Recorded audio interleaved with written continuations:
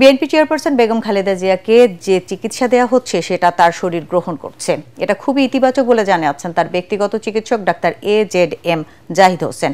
রাতে এভারকেয়ার হাসপাতালের বাইরে ব্রিফিংয়ে তিনি কথা জানান। ডাক্তার জাহিদ বলেন, এভারকেয়ার হাসপাতালের মেডিকেল বোর্ড, যুক্তরাজ্য, যুক্তরাষ্ট্র, সৌদি আরব, সিঙ্গাপুর ও চীনের চিকিৎসকদের সমন্বয়ে তার চিকিৎসা চলছে। দলের ভারপ্রাপ্ত চেয়ারম্যান তারেক রহমান ও তার স্ত্রী ডাক্তার জোবাইদা রহমান বেগম খালেদা জিয়ার চিকিৎসার অগ্রগতি নিয়ে সার্বক্ষণিক নজর রাখছেন। বর্তমানে খালেদা জিয়ার অবস্থা স্থিতিশীল এবং বিদেশে নেওয়া হবে কিনা তা খালেদা জিয়ার শারীরিক উন্নতি ও মেডিকেল বোর্ডের সিদ্ধান্তের ওপর নির্ভর করছে বলে জানান ডাক্তার জাহিদ। ওনার অবস্থা একই পর্যায়ে আছে এবং এটাকে আমরা ডাক্তারি ভাষায় যদি বলি, অর্থাৎ she is maintaining the treatment, অর্থাৎ চিকিৎসকরা যে চিকিৎসা দিচ্ছে এই চিকিৎসা উনি গ্রহণ করতে পারছেন। কাজে এই চিকিৎসা যাতে উনি গ্রহণ করে সুস্থ হয়ে যেতে পারেন সেই জন্য আপনারা সবাই দোয়া করবেন। আর বিদেশ যাওয়ার বিষয়টি নির্ভর করছে সার্বিকভাবে শারীরিক সুস্থতা এবং মেডিকেল বোর্ডের সিদ্ধান্ত এবং সুপারিশের পরিপ্রেক্ষিতেই সেই সিদ্ধান্ত পরবর্তীতে গ্রহণ করা হবে।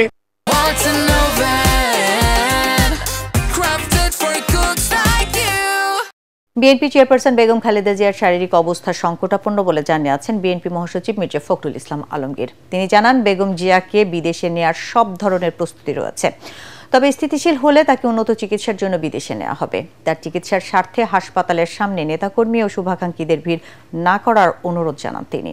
কামরুজ্জামান রাজীবের রিপোর্ট। ফুসফুসের ইনফেকশন নিয়ে গত 24 নভেম্বর সোমবার রাজধানীর এভারকেয়ার হাসপাতালে ভর্তি হন বিএনপি চেয়ারপারসন বেগম খালেদা জিয়া। শারীরিক অবস্থার অবনতি হলে বৃহস্পতিবার তাকে সিসিইউতে স্থানান্তর করা হয়। এমন পরিস্থিতিতে তার শারীরিক অবস্থার খোঁজ খবর নিতে হাসপাতালের সামনে জড়ো হচ্ছেন বিএনপি নেতাকর্মী ও ভক্ত সমর্থকরা। সার্বিক পরিস্থিতি নিয়ে চেয়ারপারসনের গুলশান কার্যালয়ের সংবাদ সম্মেলনে বিএনপি মহাসচিব জানান, তার চিকিৎসায় গঠিত মেডিকেল বোর্ড সার্বক্ষণিক খালেদা জিয়াকে নিবিড় পর্যবেক্ষণে রেখেছেন। তার শারীরিক অবস্থা কিছু সংকটাপন্ন, তাকে বিদেশে নেওয়া প্রয়োজন, কিন্তু তার এখন যে শারীরিক অবস্থা সে অবস্থায় তাকে বিদেশে নেওয়ার মতো কোনো শারীরিক অবস্থা নেই। শারীরিক অবস্থা আল্লাহর অশেষ রহমতে যদি স্টেবল হয় তখন চিন্তা করে দেখা হবে। তবে বিদেশে নেওয়ার জন্য যে প্রয়োজনীয় বিষয়গুলো রয়েছে, আপনার ভিসা, অন্যান্য দেশের সঙ্গে যেসব দেশে যাওয়ার সম্ভব হতে পারে সেসব দেশের সঙ্গে যোগাযোগ করা এবং এর অ্যাম্বুলেন্সের ব্যাপারগুলো নিয়ে যথেষ্ট আলোচনা হয়েছে এবং সেগুলোর মোটামুটি কাজ এগিয়ে আছে। অর্থাৎ যদি আপনার প্রয়োজন হয় এবং যদি দেখা যায় যে she is ready to fly, তখন তাকে নিয়ে যাওয়ার ব্যাপারে খুব দ্রুত সিদ্ধান্ত নেওয়া সম্ভব হবে। এ সময় হাসপাতালের সামনে নেতাকর্মীদের ভিড় না করার দলীয় নির্দেশনার কথা জানান বিএনপি মহাসচিব। তার অসুস্থতায় সব মানুষই উদ্বিগ্ন, উৎকণ্ঠিত এবং অসংখ্য মানুষ হাসপাতালে ভিড় করছেন। এতে করে হাসপাতালের কর্তৃপক্ষ এবং চিকিৎসকরা অত্যন্ত বিব্রত বোধ করছে। তারা চিকিৎসা কার্য চালাতে প্যারামেডটাও এবং একই সঙ্গে অন্যান্য যারা রোগী আছে তাদের সেখানে বিঘ্ন সৃষ্টি করা হচ্ছে। তা আপনাদের মাধ্যমে আমি সকলের কাছে অনুরোধ জানাতে চাই যে আপনারা কেউ দয়া করে হাসপাতালে ভিড় করবেন না। বিএনপি নেতা কর্মী, তার শুভাকাঙ্ক্ষী বা দেশের মানুষ, তারা দয়া করে হাসপাতালে ভিড় করবেন না। আমরা সময় মতো আপনাদেরকে তার হেলথ বুলেটিন সম্পর্কে জানানো হবে। পরে বিজয়ের মাস ডিসেম্বর উপলক্ষে বিএনপির মাসব্যাপী কর্মসূচি ঘোষণা করেন দলের মহাসচিব। জানান, চট্টগ্রামের কালুরঘাট বেতার কেন্দ্র থেকে শুরু হবে বিজয় মশাল রোড শো। 2 সপ্তাহব্যাপী রোড শো বিভিন্ন জেলা হয়ে ঢাকায় এসে 16 ডিসেম্বর শেষ হবে। রাজধানীতে অনুষ্ঠিত হবে মহাসমাবেশ। কামরুজ্জামান রাজীব, এটিএন বাংলা, ঢাকা। এর আগে বিএনপির সিনিয়র যুগ্ম মহাসচিব রুহুল কবির রিজভী জানান, বিএনপি চেয়ারপারসন বেগম খালেদা জিয়ার কথা বলার অবস্থা নেই বলে জানাচ্ছেন। এভারকেয়ার হাসপাতালে দলীয় প্রধানের স্বাস্থ্যের খোঁজ খবর নিয়ে তিনি কথা বলেন। এ সময় হাসপাতালে দেখতে গিয়ে এনসিপির সিনিয়র যুগ্ম সদস্য সচিব ডাক্তার তাসনিম জারা বলেন, বেগম খালেদা জিয়ার শারীরিক অবস্থা ক্রিটিক্যাল। এ সময় এনসিপির দক্ষিণাঞ্চলের মুখ্য সংগঠক হাসনাত আবদুল্লাহ বলেন, দণ্ডপ্রাপ্ত শেখ হাসিনার ফাঁসি দেখা পর্যন্ত আল্লাহ যেন খালেদা জিয়াকে বাঁচিয়ে রাখেন। বিস্তারিত মুশফিকুর রহমানের রিপোর্টে। ফুসফুস ও হৃদযন্ত্রের গুরুতর সংক্রমণ নিয়ে হাসপাতালে ভর্তি হন বিএনপি চেয়ারপারসন বেগম খালেদা জিয়া। এরপর নিউমোনিয়া সহ বেশ কিছু জটিল রোগে আক্রান্ত হলে বৃহস্পতিবার সিসিইউতে নেওয়া হয় তাকে। সন্ধ্যায় রাজধানীর এভার কেয়ার হাসপাতালে বেগম খালেদা জিয়ার স্বাস্থ্যের খোঁজ খবর নিয়ে বিএনপির সিনিয়র যুগ্ম মহাসচিব রুহুল কবির রিজভী বলেন, কথা বলার মতো অবস্থায় নেই দেশনেত্রী। বেগম খালেদা জিয়ার দ্রুত সুস্থতার জন্য দেশবাসী, নেতাকর্মী এবং শুভাকাঙ্ক্ষীদের কাছে দোয়া কামনা করেন তিনি। মসজিদে, বাসায়, সেখানে আপনারা দোয়া করুন, আল্লাহর কাছে মোনাজাত করুন, শীঘ্রই দেশনেত্রীকে যেন আল্লাহ সুস্থ করে আমাদের কাছে ফিরিয়ে দেয়।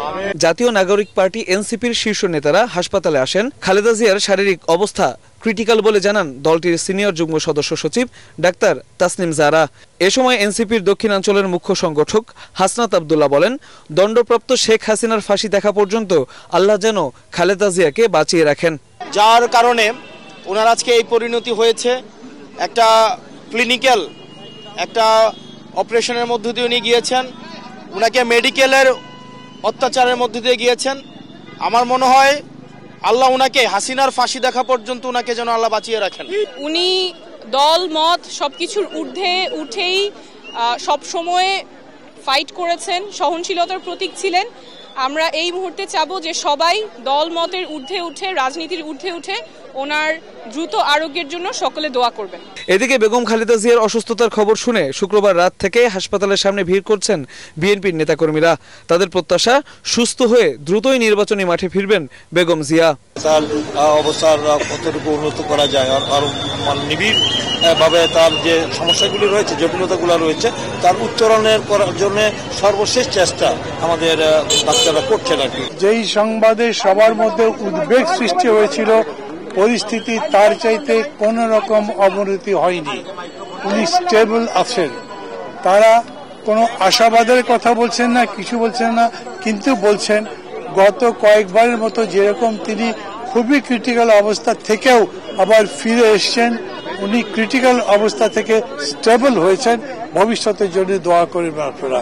মুশফিকুর রহমান, এটিএন বাংলা, ঢাকা।